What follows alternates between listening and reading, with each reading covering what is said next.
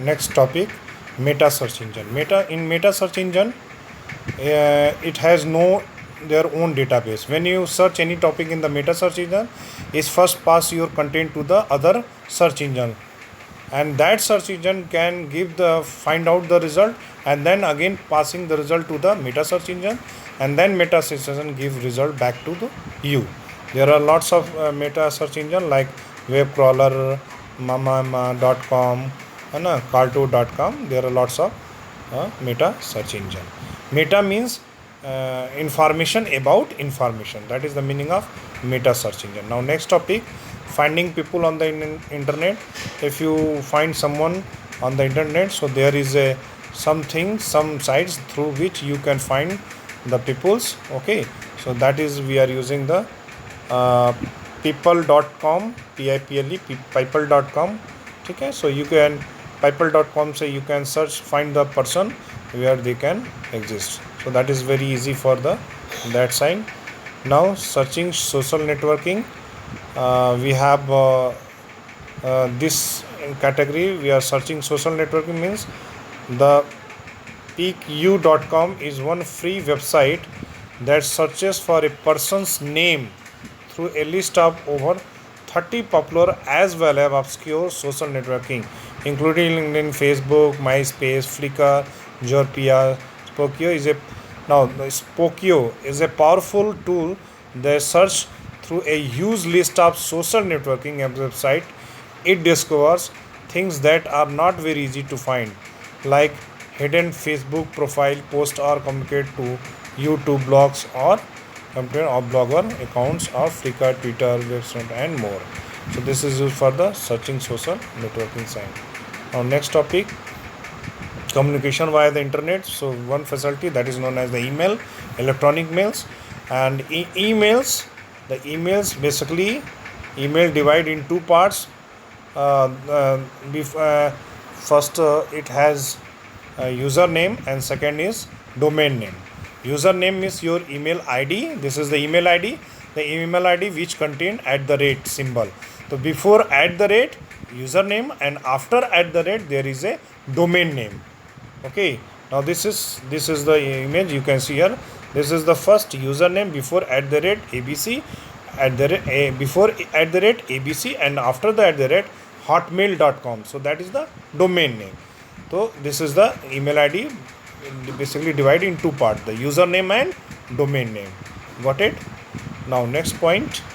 Now email has lots of part. Email has the lots of part. Sending an email. So what's going on? Sending the email. The first of all there is two. Then first is to whom you where later you want to send the email ID to whom you got it. That is the recipient list from the person who sent the mail, their email ID. That is not necessary, it can automatically. And two things that is very important, CC and BCC. इसको अच्छे से समझिए. CC, this is known as the carbon copy, and BCC, that is known as black carbon copy. तो CC copy का मतलब हो गया कि अगर मैं एक लेटर लिख रहा हूँ और मैं 50 यूज़र्स को सेंड कर रहा हूँ, तो वो 50 यूज़र्स के एड्रेस बॉक्स में बाकी के सारे, मैंने मतलब जिस बंदे ने उन 50 को लेटर भेजा उन सबके एड्रेस उसको दिखेंगे, सबको दिखेगा कि ये लेटर किसके पास गया है, बाकी लोगों के पास, यानी सबके पास सबके इन्फॉर्मेशन रहेगी.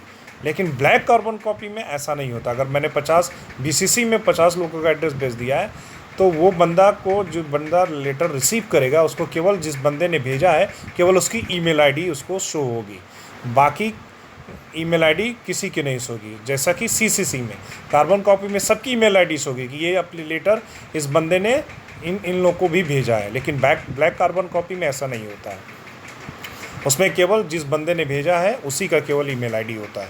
तो ये डिफरेंस होता है CC और BCC में. ठीक है, दैट इज़ वेरी इंपॉर्टेंट. उसके बाद फिर क्या होता है, सब्जेक्ट, मतलब आपके लेटर का टाइटल क्या है वो सब्जेक्ट आप लिख दीजिए. ठीक है ना, जैसे आपको एप्लीकेशन बॉस से लीव लेना है तो लीव एप्लीकेशन लिख दीजिए. उसके बाद टेक्स्ट एरिया होती है, वहाँ पे अब आप टेक्स्ट लिख सकते हैं, मैसेज बॉक्स में मैसेज लिख सकते हैं. फिर उसके बाद सेंड कर सकते हैं, सेंड बटन पे, सेंड पे क्लिक करिए और फिर आप उसको सेंड कर सकते हैं. तो बंदे के पास इंफॉर्मेशन जो है उसके पास वो मेल चला जाएगा, ठीक है। So this is the very important points. Okay, now next we are discuss about the next. यहाँ पे है इस अब मेल कैसे रीड करते हैं। तो रीड करने के लिए हम कहाँ जाते हैं, सबको पता है। रीड करने के लिए हम कहाँ जाते हैं, रीड करने के लिए हम जाते हैं इनबॉक्स में, है ना, जहाँ पे सारे मेल रिसीव होते हैं। तो इनबॉक्स पे क्लिक करेंगे और इनबॉक्स से क्लिक करने के बाद से यहाँ पे इनबॉक्स पे क्लिक करने के बाद से हम यहाँ पे लिखा भी हुआ है स्टेप। पहला स्टेप यहाँ पे लिखा click on the inbox link, the inbox window will open show N list of messages. और सेकेंड लिखा हुआ है click on the message will open another window. And third read the message, click on the back to the inbox link to close the email message and come back to the inbox. Okay, so that is the उसके बाद से next topic है reply to N email. तो reply करने के लिए जिस बंदे ने मेल भेजा है यहाँ पे ही हम क्या करेंगे, यहाँ पे ही देखिए ध्यान से, यहाँ पे होता है रिप्लाई का। रिप्लाई पे क्लिक करेंगे तो अगेन जो है वो आ जाएगा। यहाँ पे इन्होंने स्टेप भी दिया हुआ है कैसे रिप्लाई करते हैं। पहला स्टेप क्या दिया हुआ है कि open the message that you want to reply, click on the reply button, और उसके बाद उस रिप्लाई बटन में आप रिसिपेंट का जो ईमेल एड्रेस वहाँ पे टाइप कर दीजिए और उस बंदे को फिर वापस।